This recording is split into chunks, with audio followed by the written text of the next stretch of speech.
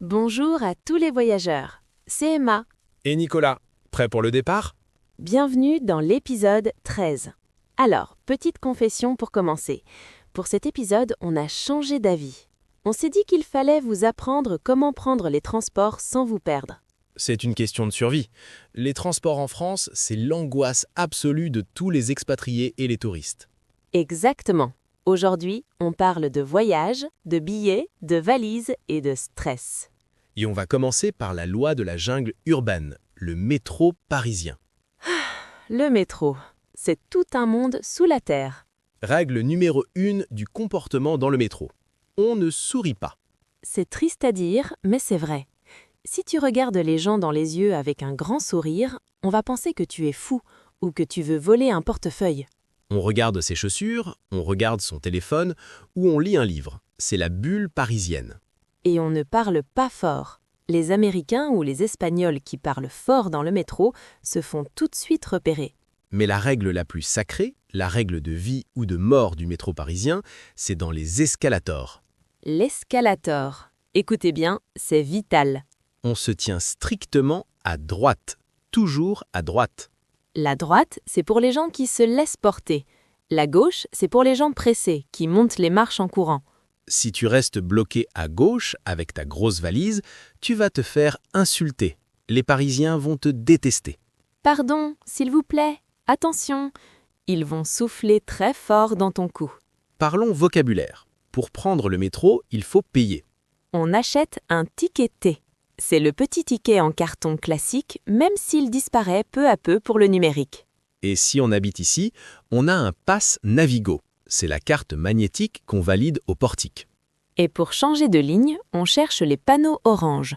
Correspondance et transfer. C'est un mot très long, mais vous allez le voir partout. Et un petit conseil, quand vous entendez l'alarme sonore dans la rame, ne forcez pas les portes. L'annonce dit « Attention à la fermeture des portes ». Si vous passez quand même, vous risquez de finir coincé. Et c'est la honte absolue devant tout le wagon. Bon, on sort du métro.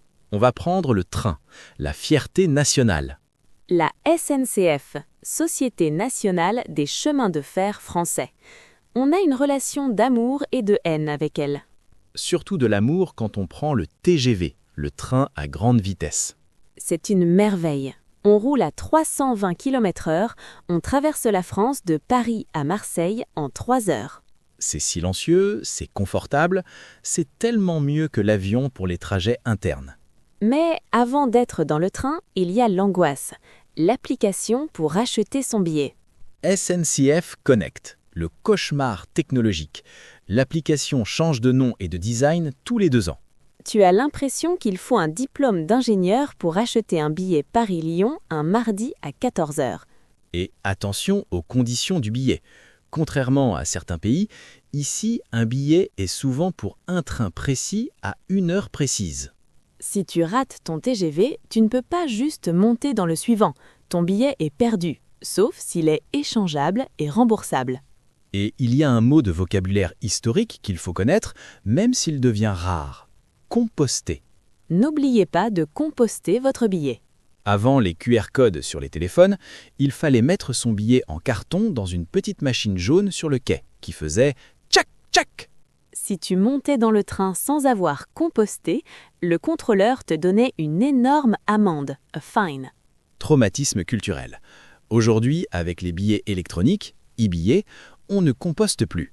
Mais le contrôleur passe toujours. Préparez votre téléphone et votre carte d'identité. Et on arrive au plus gros cliché de la France, le mot que tous les étrangers apprennent en premier. La grève, strike. C'est incontournable. C'est presque une saison touristique en soi, la saison des grèves. Le vocabulaire officiel à la gare, c'est « Votre train est supprimé en raison d'un mouvement social ». Mouvement social, c'est l'expression polie pour dire « les cheminots », les employés des trains, ont arrêté de travailler. Quand tu entends « mouvement social » dans le haut-parleur, tu sais que ta journée est foutue. On râle, on souffle, mais on a l'habitude. Ça fait partie de l'aventure française. Si le train est en grève, on prend la voiture. Et là, choc culturel numéro 2. Surtout pour nos amis américains ou canadiens. 90% des voitures en France ont une boîte manuelle, manual transmission or stick shift. Avec une pédale d'embrayage et un levier de vitesse. Si un Américain arrive à l'aéroport, loue une voiture sans préciser automatique, c'est la panique totale sur le parking. Comment on passe la première? Pourquoi la voiture recule? Le cauchemar absolu, c'est de caler, to stall, au feu rouge. Le moteur s'arrête et la voiture derrière klaxonne. Les Français ont le klaxon facile, très impatients au volant. Et on a une règle de priorité qui rend fou le monde entier, la priorité à droite. S'il n'y a pas de panneau, la voiture qui vient de ta droite a la priorité, même si elle sort d'une toute petite rue. L'endroit où cette règle crée le plus de chaos au monde, c'est le rond-point de l'Étoile, à Paris. Autour de l'Arc de Triomphe, 12 avenues qui se croisent, pas de feu rouge, pas de ligne sol. C'est un vortex. Si tu arrives à conduire là-dedans sans rayer ta voiture, tu es un pilote de Formule 1. En fait, c'est un jeu de bluff. Tu avances doucement, tu regardes l'autre dans les yeux, et celui qui a le plus peur freine.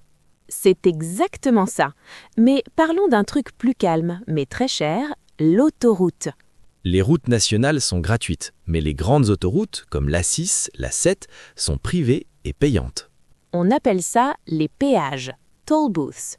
Tu prends un ticket en entrant, et quand tu sors, tu dois payer. Et ça coûte une blinde, ça coûte très cher. Un trajet Paris-Marseille, c'est presque 60 € juste de péage. À l'ancienne, il y avait un panier géant où tu devais jeter tes pièces de monnaie. C'était super stressant de rater le panier. Maintenant, tu passes ta carte bleue sans contact, c'est plus rapide. Un autre danger sur la route en France? Les radars, speed cameras, il y en a partout. Si tu dépasses la vitesse de 5 km/h, flash. Tu reçois la photo et l'amende chez toi.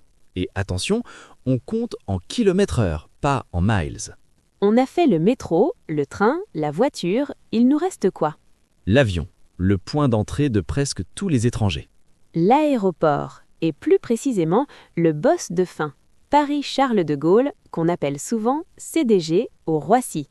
C'est le deuxième plus grand aéroport d'Europe. C'est gigantesque. Et c'est un labyrinthe absolu.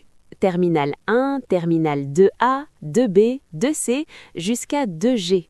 Et dans le 2E, il y a le hall K, le hall L, le hall M. Tu prends un petit train automatique pour aller de l'un à l'autre. Si tu te trompes de terminal, tu peux pleurer. Il faut toujours arriver 3 heures en avance à CDG. Revoyons le vocabulaire de base de l'aéroport. Quand tu arrives, tu cherches ton comptoir pour déposer ta valise. C'est l'enregistrement, check-in. Ensuite, tu passes la sécurité et la douane, customs. Et tu cherches ton numéro de porte d'embarquement, boarding gate. C'est là que tu attends patiemment qu'on annonce ton vol. Pour le décollage, take-off. Et l'atterrissage. Une chose drôle, parfois, quand l'avion atterrit en France, les gens applaudissent. C'est vrai? C'est pour remercier le pilote de ne pas nous avoir tués. C'est très chaleureux. Mais c'est de plus en plus rare, heureusement. Ça fait un peu touriste. Dis Nicolas, si on voyage en France et qu'on n'a pas d'argent pour le TGV ou l'avion, on a une autre option? Le bus? Depuis quelques années, on a les cars Macron. Ça s'appelle comme ça parce que c'est Emmanuel Macron, quand il était ministre, qui a libéralisé le marché des bus longue distance. Flixbus, Blablacarbus. C'est pas cher du tout. Tu peux faire Paris-Lyon pour 15 €. Mais c'est long, très long. Et il y a aussi le bon vieux covoiturage, carpooling. On en a parlé vite fait dans l'épisode 2, mais c'est vraiment le bon plan. Ça permet de voyager pour pas cher et de pratiquer son français avec un vrai français dans une voiture pendant 4 heures. Mais attention, si le conducteur a une boîte manuelle et qu'il conduit comme un pilote de rallye, accrochez votre ceinture. Donc, je crois qu'on vous a préparé à affronter les transports français. Vous êtes armés. Résumons nos règles d'or de survie. Règle 1, à droite dans l'escalator du métro.